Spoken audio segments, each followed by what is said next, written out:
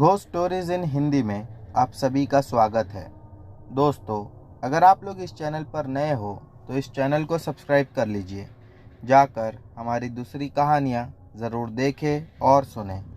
आप लोगों को बहुत मज़ा आएगा। साथ ही साथ डिस्क्रिप्शन बॉक्स में हमारा व्हाट्सएप का नंबर है और ईमेल आईडी का लिंक है। अगर आप में से कोई हमें अपनी कहानियाँ भेजना चाहता है तो उस लिंक पर क्लिक करके हमें अपनी कहानियाँ भेज सकता है। चलिए बढ़ते हैं हमारी कहानियों की ओर। दोस्तों, हमारी आज की ये कहानी सड़क की दुर्घटना के ऊपर है। ये कहानी एक सच्ची घटना पर आधारित है। दोस्तों, दुर्घटना से देर भली, नज़र हटी, दुर्घटना घटी जैसे शब्द आज के समय में सिर्फ एक डायलॉग रह गए हैं। इन शब्दों का महत्व सिर्फ वही जानता है जो कभी इन हादसों से गुजर चुका होता है। आज की कहानी भी हमारी कुछ इसी पर आधारित है। आज की कहानी में हम जानेंगे कि कैसे रोहन की एक गलती ने उससे उसकी ज़िंदगी छीन ली और उसका परिवार छीन लिया और उसकी दुनिया छीन ली। कहते हैं कि सड़क हादसे भुलाए जा सकते हैं लेकिन पीछा नहीं छोड़ सकते। एक बार अगर आपसे कोई हादसा हो गया तो फिर मरते दम तक वो हादसा कभी आपका पीछा नहीं छोड़ेगा।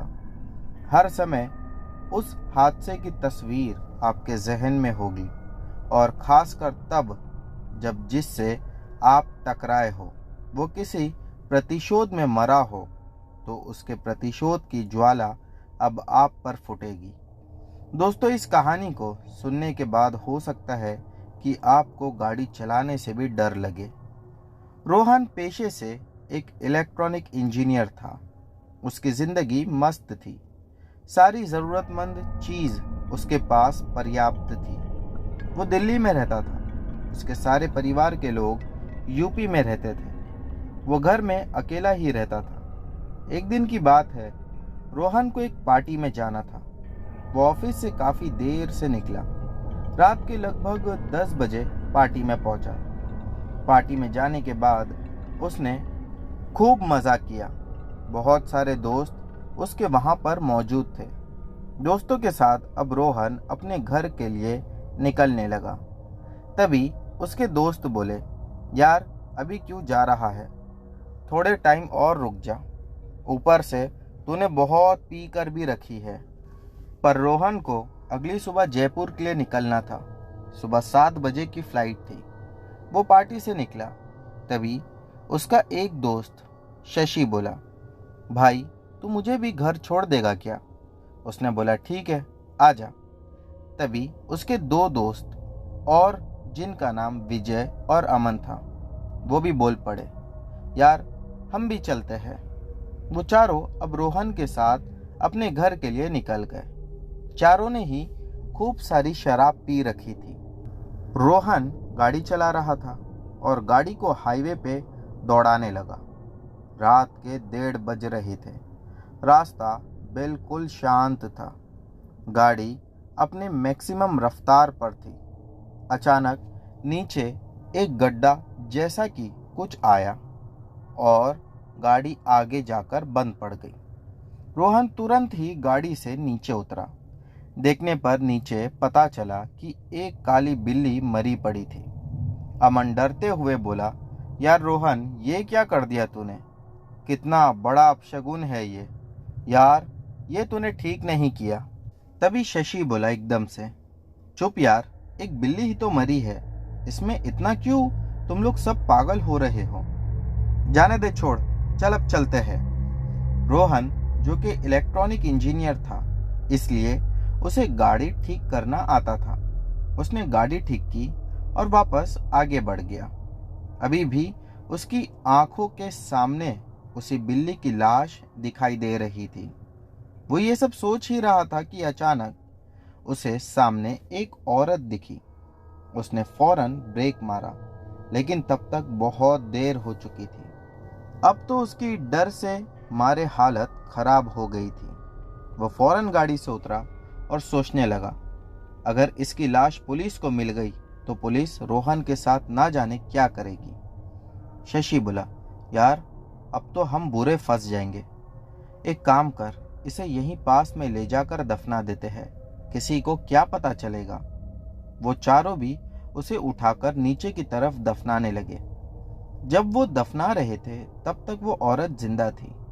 वो औरत दर्द से चीखती हुई बोल रही थी, मुझे मत मारो, मुझे जाने दो, मुझे किसी हॉस्पिटल में ले चलो, मेरे बच्चे अनाथ हो जाएंगे, उनका मेरे अलावा इस दुनिया में कोई नहीं है। वो औरत मदद की भीख मांग रही थी, पर उन चारों ने अपने डर और फायदे के लिए उस औरत को वहीं दफना दिया। लेकिन मरते मरते वो औरत चीखती हुई कह रही थी कि तुम चारों की वजह से आज मैं बर्बाद हो गई। तुम चारों को भी इतनी ही भयानक मौत दूंगी जितनी तुम लोगों ने कभी सोचा भी नहीं रहेगा। चारों भी फटाफट गाड़ी में बैठे और वहां से फरार हो गए। अमन बोला, यार ठीक नहीं किया हमने उस औरत के साथ, वो जिंदा थी, हम चाहते तो उसे बचा सकते थे। उस औरत ने हमें श्राप दिया है, अब पता नहीं हमारे साथ क्या क्या होगा। शशि ये सुनकर बोला, गलती उसकी ही थी, क्या जरूरत थी गाड़ी के सामने आने की। वैसे भी ऐसे हादसे होते रहते हैं, इतना क्या सोचना इसके बारे में। अगर वो जिंदा रहती तो हम जेल की सलाखों के पीछे होते, और तू इस बात को अब यहीं भूल जा। रोहन शांत किसी चिंता में बैठा हुआ था। उसके सामने अभी सिर्फ वो बिल्ली और वो औरत, उन दोनों का ही चेहरा घूम रहा था। उसे उस औरत की आखिरी बात याद आ रही थी जो उसने मरते समय कहा था। रोहन ने उन तीनों को उनके घर छोड़ दिया और वहां से वो अपने घर चला गया। अगली सुबह वो उठा और उसे वही सब दोबारा से याद आ रहा था। वो बस इसे भूलने की कोशिश करने लगा। कुछ दिन में वो सब धीरे धीरे भूल गया। कुछ समय बीता और अब रोहन इस घटना को पूरी तरह से भूल चुका था। रोहन की कुछ ही दिन में शादी होने वाली थी। उस हादसे के बाद से वो अमन, विजय और शशि से फिर नहीं मिला था। उनका हाल चाल जानने के लिए रोहन ने अमन और विजय को फोन ट्राई किया।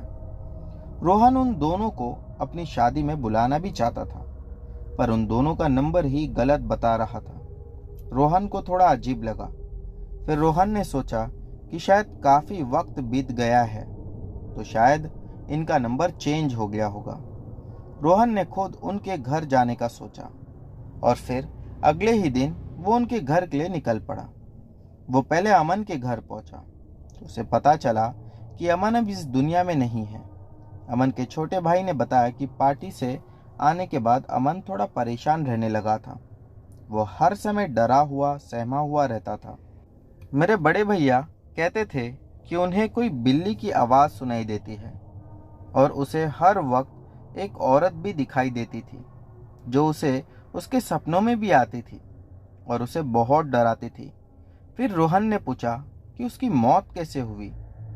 अमन के भाई ने कहा, उनकी मौत एक एक्सीडेंट में हुई। पिछले हफ्ते अचानक किसी गाड़ी ने उनकी बाइक को टक्कर लगा दी और फिर पुलिस ने हमें भैया की लाश ला कर दी। रोहन को अब खौफ था कि कहीं उसका हाल भी अमन की तरह ना हो जाए। उसने सोचा ये शायद अमन के डरपोक स्वभाव के कारण हुआ होगा। उसके बाद वो वहां से निकला और विजय के घर के लिए निकल पड़ा, विजय से मिलने के लिए। उसके घर जाकर पता चला कि विजय भी भगवान को प्यारा हो गया है। उसके परिवार वालों ने बताया कि लगभग 1 महीना पहले विजय एक मोटर कंपनी में मीटिंग के सिलसिले से गया हुआ था।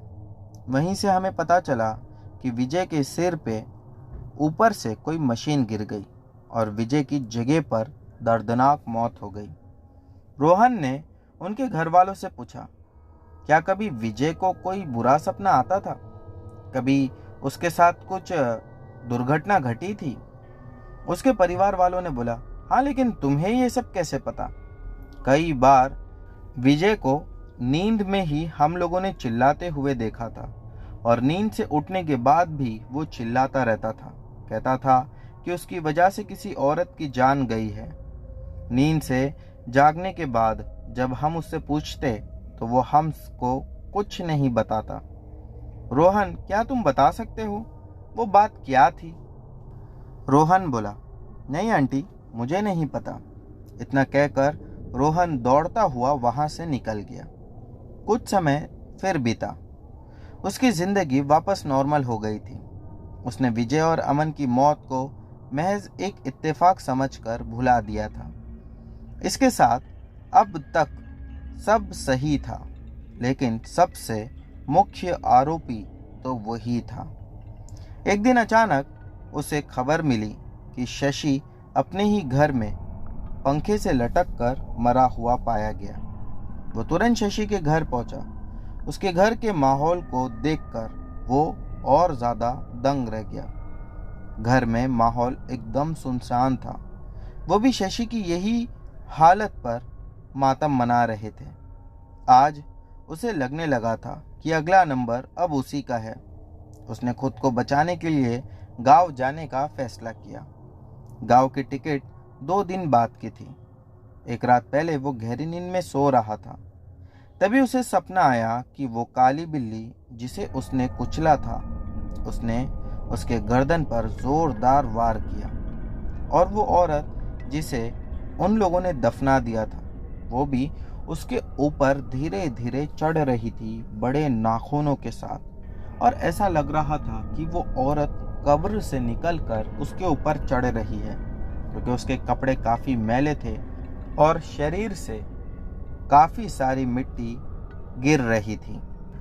फिर अचानक उसके कमरे से बिल्ली की आवाज आने लगी। इतना सुनते ही उसकी नींद खुल गई और उसका सपना भी टूट गया। वो उठकर देखने लगा, लेकिन कहीं उसे वो ना ही तो बिल्ली दिखाई दी और ना ही वो औरत। अचानक उसके ऊपर खून टपकने लगा। खून की बूंद उसके हाथों पर गिरने लगी। उसने ऊपर देखा तो वही बिल्ली के कटी फटी लाश थी और वो बिल्ली की आवाज आ रही थी। वो लाश अचानक रोहन के ऊपर गिर गई। रोहन ये देखकर बहुत डर गया और थर थर कांपने लगा। वो बिल्ली को जल्दी से अपने से दूर किया। बिल्ली की आंखें एकदम लाल थी। वो अपने फ्लैट से नीचे की तरफ भागा। वो अब नीचे कच्ची सड़कों पर भागता जा रहा था। अचानक उसे दूर एक औरत खड़ी दिखाई दी। उस औरत के सर से खून निकल रहा था, पूरी तरह मिट्टी से लिपटी हुई थी। उसकी तरफ ही वो आगे बढ़ रही थी। उसे अब पता चल गया कि ये सब वही हादसे का परिणाम है। वो तुरंत अपने घर की तरफ भागा। वो जैसे ही घर के अंदर घुसा, उसे वही लाश वहां पर पड़ी हुई दिखाई दी। अब उसकी हिम्मत नहीं थी कि वो अंदर 1 मिनट भी रुक सके। उसके आसपास के फ्लैट भी बंद थे। उसका कोई जान पहचान का भी नहीं था। अब रात के 1 बजे कहाँ जाएगा, ये उसे समझ नहीं आ रहा था। वो भागता हुआ टेरेस पे गया। टेरेस पर जाकर एक कोने में छुप गया। तभी उसे बिल्ली के मियाऊ मियाऊ की आवाजें आना शुरू हो गई। उसका पूरा शरीर कांप रहा था। उसे समझ नहीं आ रहा था कि अब वो वहां से कहाँ जाएगा। वो धीरे से निकला और जैसे ही दरवाजे की तरफ आगे बढ़ा कि एक काली बिल्ली उसके ऊपर जोर से झपटा मारी और उसके गले में अपने दांत गाड़ दिए। वो दर्द से चीख रहा था। वो बिल्ली को दूर हटाने की कोशिश करने लगा, लेकिन वो नाकाम रहा। उसी समय पीछे से कोई खौफनाक हंसी की आवाज आई और वो आवाज कह रही थी, इससे भी ज्यादा दर्द इस मासूम बिल्ली को हुआ होगा जब तूने इसे अपनी गाड़ी से कुचल दिया था। रोहन ने अपनी नजरें घुमाई तो उसे वही औरत दिखी। अब वो कोई औरत नहीं बल्कि एक पिशाचिनी के रूप में थी। वो अब धीरे धीरे उसकी तरफ आगे बढ़ने लगी। रोहन थरथराते हुए बोला, जो हुआ अनजाने में हुआ, मैंने जानबूझकर नहीं मारा था आपको। वो कहने लगी, मैं जिंदा थी, जिंदगी की भीख मांग रही थी, मैं तड़प रही थी, लेकिन तुम सबको मुझ पर दया नहीं आई। तेरी वजह से मेरे बच्चे अनाथ हो गए और वो सब भूखे मर गए। उन तीनों को तो बड़ी भयानक मौत दी थी मैंने, तुझे तो सबसे ज्यादा भयानक मौत दूंगी। इतना कहकर वो आत्मा उसकी तरफ और आगे बढ़ने लगी और रोहन पीछे की तरफ हट रहा था। अब वो एकदम मौत के मुंह में था। उसका पैर फिसला और वो सीधा नीचे की तरफ गिरा। 15 माले की इमारत से गिरकर उसकी दर्दनाक मौत हुई। अगली सुबह उसकी लाश नीचे पड़ी खून में सबको दिखाई दी। उसके परिवार वालों को बुलाया गया और उसका अंतिम संस्कार कर दिया गया। दोस्तों, इसीलिए आज भी ये कहा जाता है कि तेज गाड़ी बिल्कुल ना चलाएं और गाड़ी चलाते टाइम बिल्कुल सावधान रहे। बढ़ते हैं हमारी अगली घटना की ओर। दोस्तों, हमारी जो अगली कहानी है ये भी काफ़ी ज़्यादा अजीब सी है। ये कहानी एक सच्ची घटना पर ही आधारित है। दोस्तों, कहते हैं कभी अनजान वस्तु को अपने साथ नहीं रखना चाहिए, ना ही किसी अनजान वस्तु को खाना चाहिए। क्या पता जिस वस्तु को आपने अपने पास रखा है वो श्रापित हो, या फिर हो सकता है कि वो जानलेवा हो। ना जाने किसकी बला उस डिब्बे में बंद हो। ये हादसे अक्सर सफ़र में ज़्यादा होते हैं। लोगों को अनजानी वस्तु को अपना बनाने की बहुत आदत होती है, इसके लिए इन सब से बचकर रहे। कहा जाता है कि लालच के कारण वो लोग अपने साथ रख लेते हैं, फिर उन्हें इसका अंजाम अपनी जान देकर चुकाना पड़ता है। आज की कहानी भी हमारी ये वाली कुछ ऐसी ही है। आज की कहानी में हम देखेंगे कि कैसे एक सीधा साधा परिवार अपने घर का सफ़र तय कर रहा था। फिर उनके साथ कुछ ऐसा घटा जिसकी वजह से आज उनके पास डर के वो काले दिन और अफसोस के अलावा कुछ नहीं बचा। चलिए बढ़ते हैं कहानी की तरफ कि आखिर क्या हुआ रस्तोगी परिवार के साथ जब वो ट्रेन से सफ़र करते हुए अपने गांव जा रहे थे। एक छोटा सुखी परिवार रस्तोगी परिवार मुंबई से अपने गांव भानपुर गर्मी की छुट्टी में ट्रेन में जा रहा था। उस परिवार में 4 लोग थे। माता पिता, एक भाई जिसकी उम्र 13 साल थी और एक छोटी बहन प्रिया थी। स्टेशन पहुंचने के बाद वो अपना सीट नंबर ढूंढ रहे थे। उन लोगों को सीट मिल गई थी। वो लोग अपने सामान को सीट के पास रख चुके थे।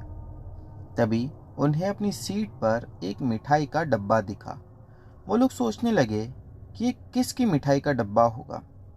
वो लोग सोचने लगे कि ये मिठाई का डब्बा यहाँ पर हो सकता है कि कोई छोड़कर चला गया हो। उन लोगों ने आसपास के लोगों से पूछा कि कहीं ये डब्बा उनका तो नहीं। फिर किसी ने हाँ नहीं बोला। उन्हें लगा कि शायद जो यात्री उनके आने से पहले इस सीट पर बैठे होंगे शायद वही ये डब्बा भूल गए होंगे। फिर उन्होंने इस मिठाई के डब्बे को अपने पास ही रख लिया। इन लोगों को क्या पता था कि अब उनके साथ आगे क्या क्या होने वाला है। खैर, सफ़र शुरू हुआ। थोड़ी देर में ट्रेन पटरियों पर अपनी रफ्तार से दौड़ने लगी। पहले दिन का सफ़र तो बढ़िया गुजरा। रात का खाना खाकर अब वो सब सोने जा रहे थे। तभी राज के पिता सोने के लिए ऊपर वाली सीट पर गए। वो बस सोने ही वाले थे, तभी उन्हें याद आया कि ट्रेन में बैठते समय उन्होंने इस मिठाई के डब्बे को ऊपर वाली सीट पर रखा था, पर इस वक्त वो डब्बा वहाँ पर नहीं था। राज के पिता नैतिक ने सोचा कि हो सकता है कोई ले गया होगा लालच से, या फिर कहीं गिर गया होगा। उन्होंने इस बात पर ज़्यादा ध्यान नहीं दिया। अगली सुबह सब लोग उठे। थोड़ी देर में सब फ्रेश होने के बाद सुबह का नाश्ता करने की तैयारी में लग गए। जैसे ही राज की माँ ने खाना निकाला, पता नहीं कैसे वो खाना खराब हो गया था। उन्हें समझ नहीं आ रहा था कि ऐसे कैसे हो सकता है। तभी उन्हें लाल रंग के कीड़े खाने के अंदर नजर आए। वो सब उसे देखकर दंग रह गए। उन्होंने तुरंत खाने को बाहर फेंक दिया। तभी नैतिक ने देखा कि जिस डिब्बे में खाना था उसी डिब्बे में वो मिठाई का डब्बा भी था। उन्होंने फौरन राज से पूछा, राज, ये डिब्बा तुमने यहाँ पर रखा है क्या? राज, मैं पूछता हूँ, क्या ये डिब्बा तुमने यहाँ पर रखा है? राज डरते हुए बोला, हाँ पापा, ये मिठाई से अच्छी खुशबू आ रही थी, इसलिए मैंने इसे यहाँ रख लिया। नैतिक गुस्से से बोला, क्या ज़रूरत थी इसे यहाँ पर रखने की? राज की माँ बोल पड़ी, अभी जाने दो, ये देखो कि अब तक खाना वाला कोई आया नहीं है। नैतिक बोला, अभी सुबह का समय है, नाश्ते वाले आके जा चुके होंगे, अब हमें सीधा दोपहर का ही खाना मिलेगा। राज की भूख बढ़ती जा रही थी। राज की नज़र उस मिठाई के डिब्बे पर ही थी। राज ने चुपके से उस मिठाई के डिब्बे को वहां से निकाला और वॉशरूम के बहाने वो ट्रेन के गेट पे गया। वहां जाकर उसने उस मिठाई के डिब्बे में से सारी मिठाई निकाल कर खा गई।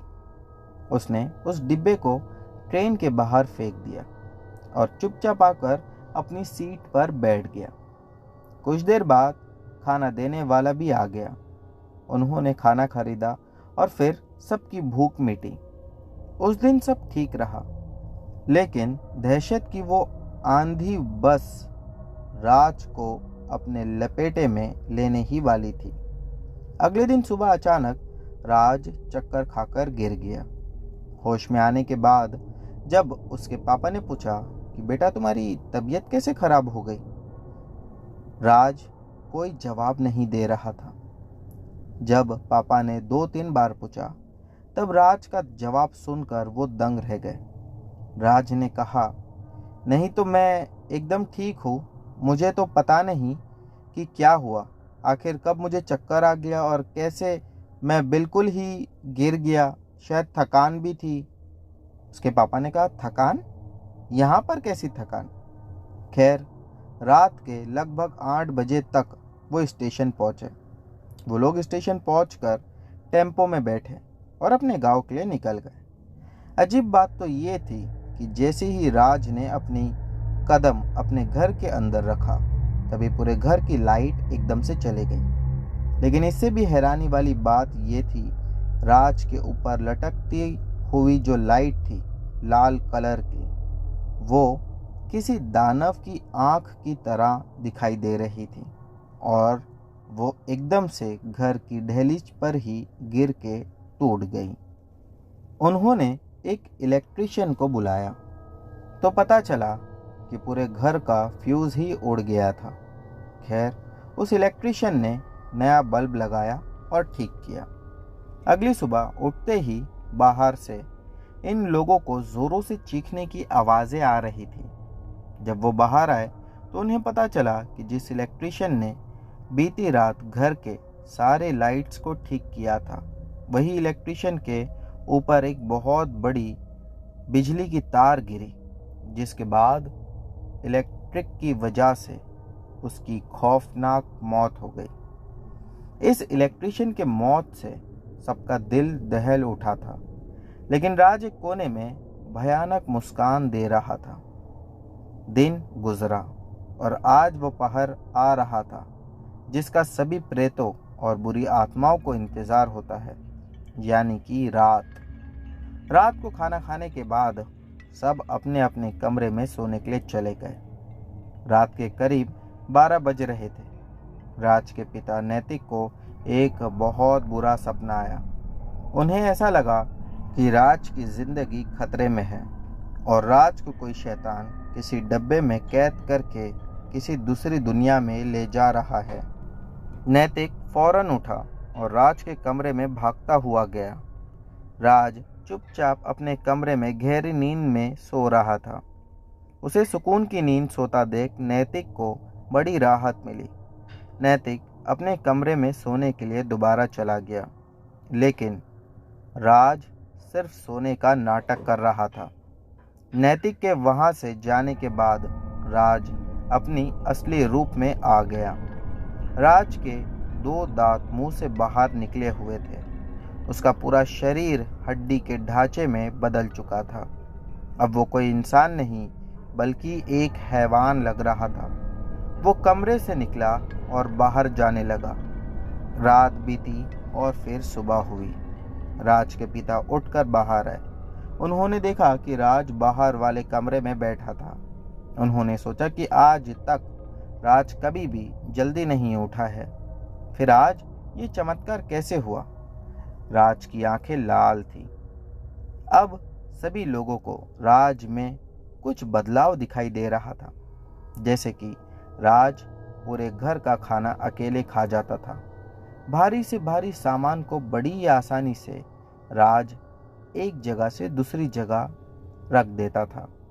हद तो तब हो गई जब एक बार राज के दादाजी ने राज से कहा कि जाओ इन लोगों के साथ और जो हमारा बांस का पेड़ है वहां से कुछ बांस को काट कर ले आओ। राज और उसके साथ कुछ मजदूर उस बांस के पेड़ के पास पहुंचे। राज पीछे पलटा और अब उसका रूप देखकर वो सब डर चुके थे। राज के होठों से वो 2 दांत बाहर निकल रहे थे और राज का रूप बहुत भयंकर होता जा रहा था। इससे पहले कि वो मजदूर कुछ करते, राज ने एक झटके में ही एक मजदूर के ऊपर छलांग लगाई और उसके गले पे अपने दांत गाड़ दिए। ये सब देखकर दूसरे मजदूर वहां से भागे, लेकिन राज ने इतनी तेजी से सब पर वार किया कि कोई भी वहां से बचकर नहीं निकल पाया, या यूं कहिए कि किसी को भी वहां से बचकर भागने का मौका ही नहीं दिया। उसके बाद सिर्फ 10 से 15 मिनट में ही राज अकेला 6 बांस के पेड़ को ले आया। सब हैरान थे कि ये अकेला इतना सब उठाकर कैसे ले आया और इतनी जल्दी इसने इतने सारे बांस को कैसे काट लिया। उन सब ने सोचा कि जो मजदूर राज के साथ गए थे वो जाकर उनसे पूछेंगे। वो सब राज के साथ गए हुए लोगों से पूछने गए। जब वो उस बांस के पेड़ के पास गए तो उन्होंने देखा कि जो मजदूर राज के साथ गए हुए थे वो सब के सब वहां पर मरे पड़े थे। उन सब के जिस्म में खून की एक बूंद भी नहीं थी। उनके जिस्म कटे फटे थे। सभी काफी डर गए थे। सभी को बड़ा अजीब लगा। सबने राज से पूछा कि तुम्हें तो कुछ नहीं हुआ ना? हो सकता है राज के वहां से आ जाने के बाद इन पर कुछ जानवरों ने हमला कर दिया होगा और इन सबको मौत के घाट उतार दिया होगा। राज फिर से एक कोने में भयानक मुस्कान दे रहा था। ऐसा करते उसके दादाजी ने उसे देख लिया। उसके दादाजी समझ चुके थे कि हो ना हो राज के शरीर में जरूर कोई बुरी प्रेत का वास है जो ये सब कर रहा है। उसके दादाजी हमेशा से गांव में रहते थे और पुराने ज़माने के थे, इसलिए उन्हें इन सब बातों का ज्ञान था। वो अब राज पर अपनी नज़रें गड़ाए बैठे थे। वो इसके बारे में घर में किसी को कुछ नहीं बताना चाहते थे। ठीक रात में किसी के कदमों की आहट सुनाई दी। राज के दादाजी भी एकदम से उठे। राज घर के पीछे वाले दरवाजे से जंगल की तरफ जा रहा था। राज के दादाजी उसका पीछा करने लगे और उसके पीछे पीछे जाने लगे। थोड़ी देर बाद अब वो जो नज़ारा देख रहे थे, उनके 75 वर्ष में पहली बार वो कुछ ऐसा देख रहे थे। उन्होंने देखा कि राज गौशाले में बंदी गायों का खून पीने में व्यस्त था। उस पूरे इलाके में सिर्फ उन गायों की ही आवाज़ आ रही थी। अब उसके दादाजी उल्टे पांव घर की तरफ भागे। उन्होंने सोचा कि अगर उस राज के अंदर बसे शैतान ने अगर उन्हें देख लिया तो आज वो उन्हें भी जिंदा नहीं छोड़ेगा। अब उन्हें सब याद आ रहा था। उन्हें याद आ रहा था कि कैसे राज के कदम पड़ते ही पूरे घर की बिजली चली गई थी। फिर आए हुए इलेक्ट्रिशियन की इतनी दर्दनाक मौत। राज दानव की तरह खाना क्यों खाता था और उन मजदूरों को इतनी बेरहमी से किसने मारा था? राज के दादाजी ने सोचा कि अब जो होगा वो कल सुबह होगा। अगली सुबह वो एक पीर बाबा से मिलने गए।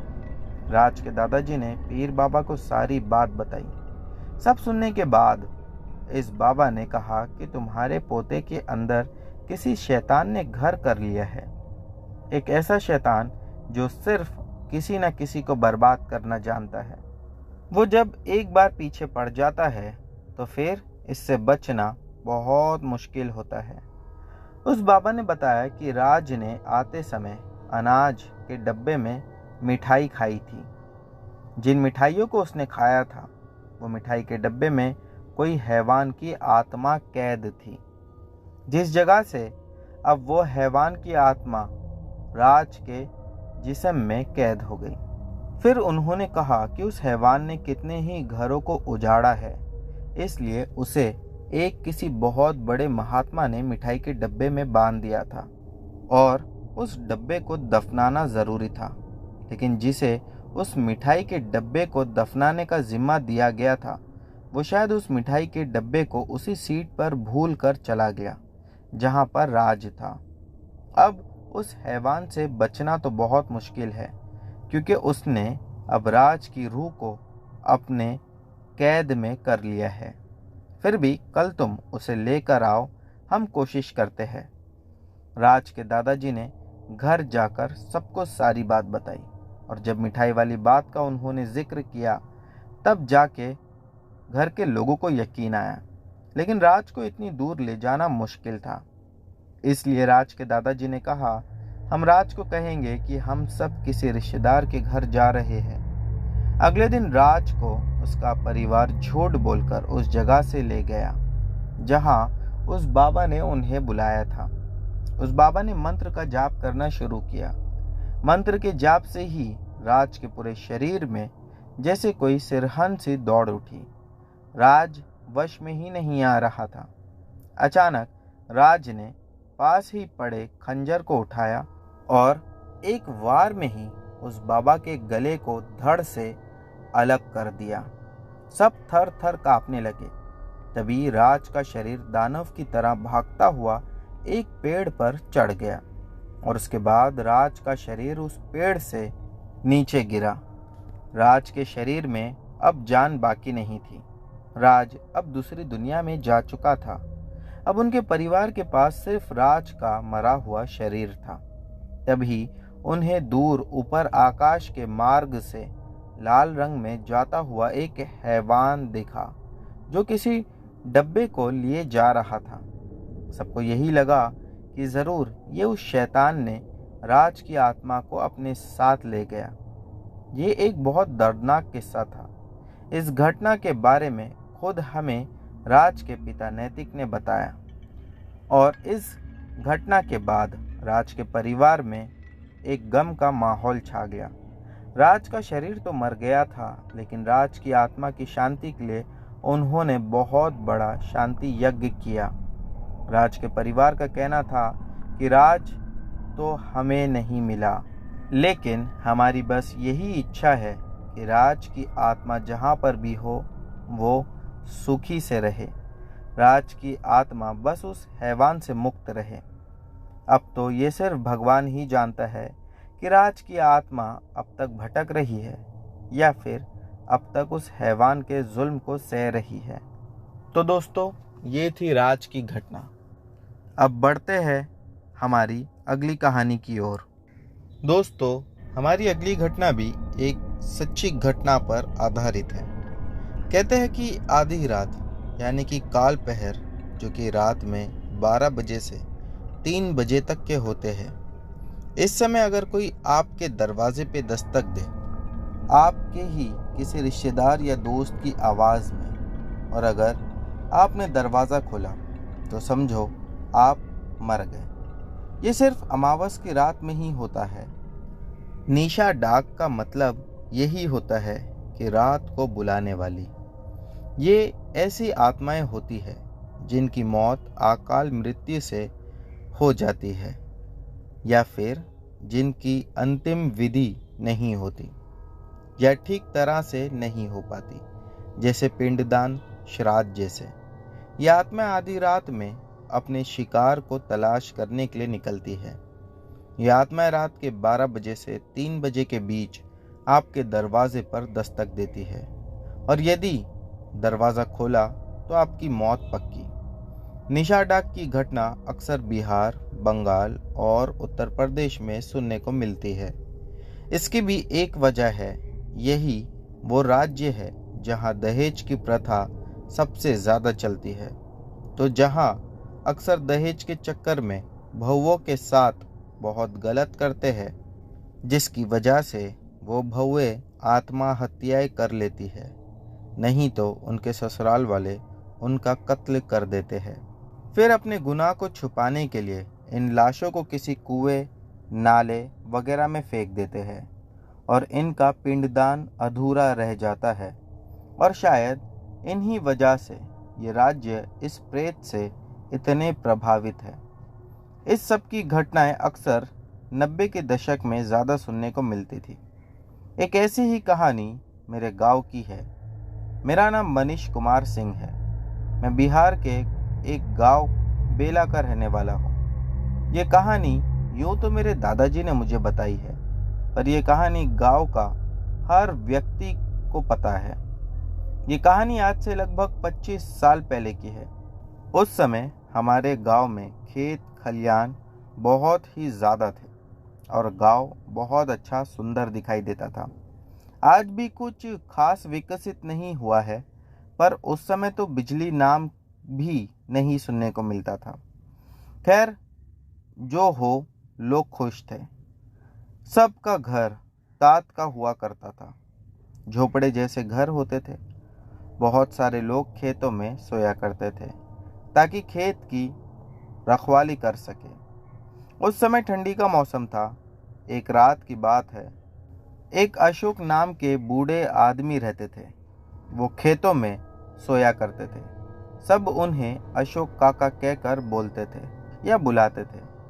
एक रात अशोक काका जब सो रहे थे, तभी उन्हें किसी ने आवाज़ लगाई, अशोक काका, ओ अशोक काका, अशोक काका उठो ना। उन्हें ऐसा लगा कि शायद उन्हें किसी ने आवाज़ दी। उन्हें दूर कोई दिखाई भी दिया था। उन्हें लगा कि ज़रूर कोई चोर घुस आया होगा खेत में। वो तुरंत ही उस आदमी का पीछा करने लगे। पीछा करते करते वो काफ़ी आगे चले गए। कुछ समय बाद वो शख्स के काफ़ी करीब पहुंच चुके थे। अचानक जैसे ही वो आदमी पलटा कि पता चला वो आदमी नहीं बल्कि एक औरत थी। उसका रूप बहुत भयानक था। उसके बाद क्या हुआ कोई नहीं जानता।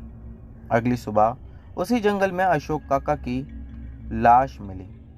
लोगों में मातम और खौफ दोनों छा गया।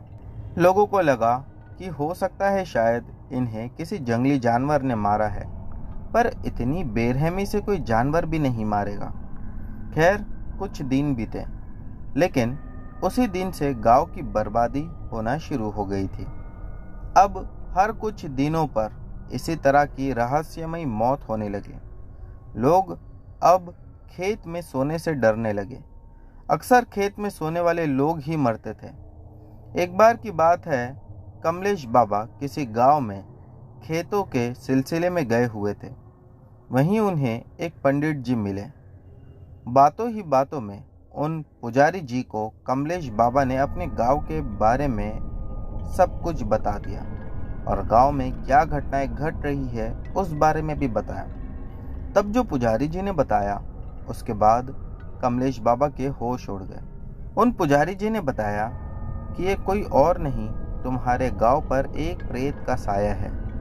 अब तक गांव वाले समझ नहीं पा रहे थे। फिर उन्होंने बताया, एक ऐसा प्रेत जो सिर्फ अमावस की रात को ही शिकार करता है।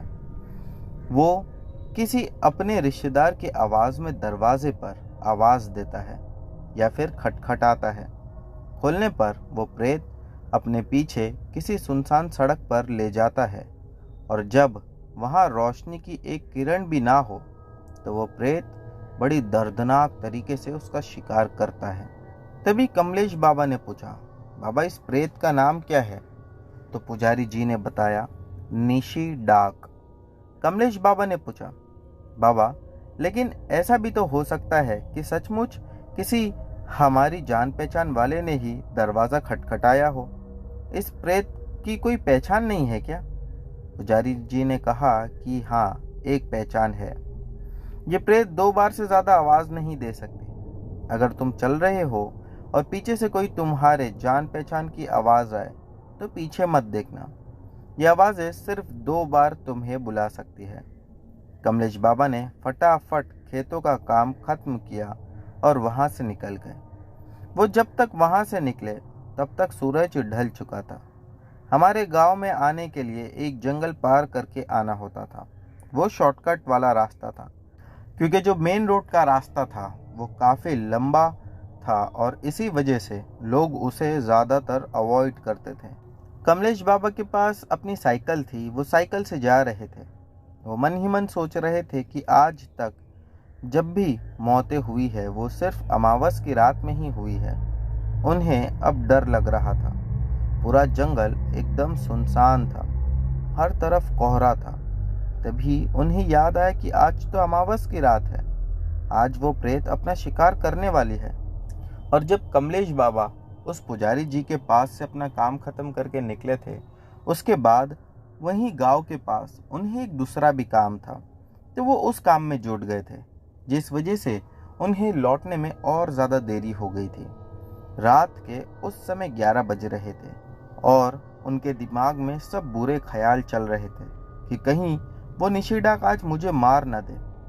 वो इसी धड़पड़ में साइकिल से गिर गए। उन्हें ऐसा लगा कि कोई उनके पीछे झाड़ियों में छुपा हुआ है। वो अपनी साइकिल से टॉर्च की मदद से घर पहुंचे और फिर उन्होंने फौरन ही जोर से घर का दरवाज़ा बंद कर लिया।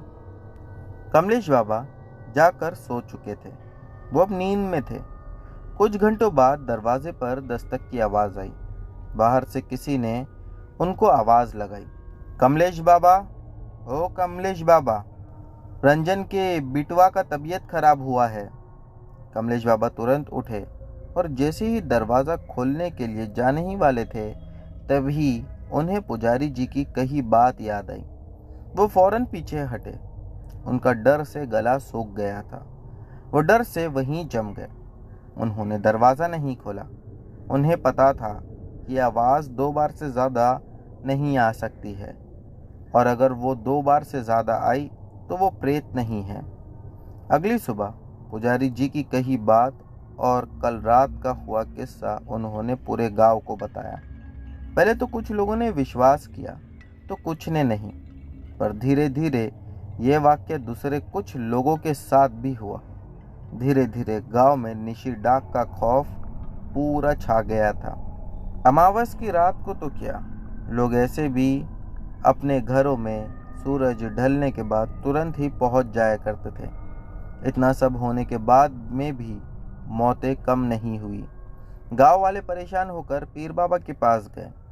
पीर बाबा ने कहा, ऐसी आत्माएं सिर्फ अपने शिकार पर ही जिंदा रहती है। ऐसी आत्माओं को वश में नहीं किया जा सकता है। इनका मोक्ष होना ज़रूरी है। बाबा ने कहा, अगले अमावस के दिन हम तुम्हारे गांव में आएंगे और फिर वहां आकर उन आत्माओं की मोक्ष के लिए यज्ञ करेंगे। फिर कुछ दिनों के बाद अमावस का दिन था। वो पीर बाबा और उनके साथ और तांत्रिक हमारे गांव में आए। गांव में आने के बाद उन्होंने हमें बताया कि इस गांव में निशिडाक का राज है। एक आत्मा इस गांव में अपना शिकार करती है। वो प्रतिशोध में मरी है। उसे अपने ही ससुराल वालों ने मारा था। एक काशीनाथ नाम के व्यक्ति सामने आए। वो सामने आकर रोने लगे। वो बोल रहे थे कि अब मेरा इस दुनिया में कोई नहीं है। मेरे 2 बेटे हैं और वो दोनों को निशी ले गई। अब मैं इस झूठ के साथ नहीं जी सकता। तभी सबने उनसे पूछा, कौन सा झूठ? फिर उन्होंने बताया कि कुछ महीने पहले हमारी बहू की मौत हुई, तो उसके मौत के जिम्मेदार हम ही थे। हमने ही उसे मारा था। वो हमारे घर में पूरा दिन बस महारानी की तरह बैठे रहती थी। घर का कोई काम नहीं करती थी, सिर्फ सबके सिर पर बोझ थी। एक दिन मेरे बेटे ने गुस्से में उसे डांटा। तब वो झगड़ा करने लगी। तभी बातों ही बातों में मेरे बेटे और बहू के झगड़े में गलती से मेरे बेटे से धक्का लग गया उसे। मेरी बहू के सिर पे गहरी चोट लगी जिस वजह से, और वो वहीं मर गई। थाने दारोगा से बचने के लिए हमने उसे वहीं जंगल में ले जाकर दफना दिया। कुछ ही महीनों में मेरे दोनों बेटों को उसने मार दिया। एक बेटा खेत में मर गया तो दूसरा जंगल में। तभी वो जो बाबा आए हुए थे वो कहने लगे, तुम क्या उस लाश को जहाँ दफनाए थे वो जगह हमें दिखा सकते हो? उन्होंने कहा कि हाँ, मैं आपको दिखा सकता हूँ। तभी वो बाबा और सातों तांत्रिक उस जगह चले गए जहाँ उस औरत को दफनाया था। वहाँ जाकर उन्होंने यज्ञ करना शुरू किया। उस यज्ञ में वो जो बाबा थे और तांत्रिक, गांव के कुछ लोग भी उसके साथ बैठे हुए थे। यज्ञ में बहुत बाधाएं आई। कभी उस औरत की तस्वीर गिरकर फूट जाती तो कभी तेज हवा चलने लगती। खैर, बड़ी मुश्किल से उस औरत का पिंडदान सफल हुआ। उस दिन के बाद फिर हमारे गांव में कभी कोई ऐसी घटना नहीं हुई। पर उस दशक में हमारे जिले के दूसरे गांव में ऐसे किस्से सुनने को अक्सर मिलते थे। आज के समय में भी हमें बंगाल और कुछ जगहों पर ऐसी घटनाएं सुनने को मिलती है। तो दोस्तों, ये थी हमारी आज की सभी कहानियाँ। उम्मीद करता हूँ कि आप लोगों को पसंद आई होगी। दोस्तों, इनमें से जो भी कहानी आप लोगों को पसंद आई हो उसके बारे में कमेंट सेक्शन में लिखना मत भूलना। चैनल पर नए हो तो बिना सब्सक्राइब किए मत जाना। मिलते हैं हमारी अगली वीडियो में।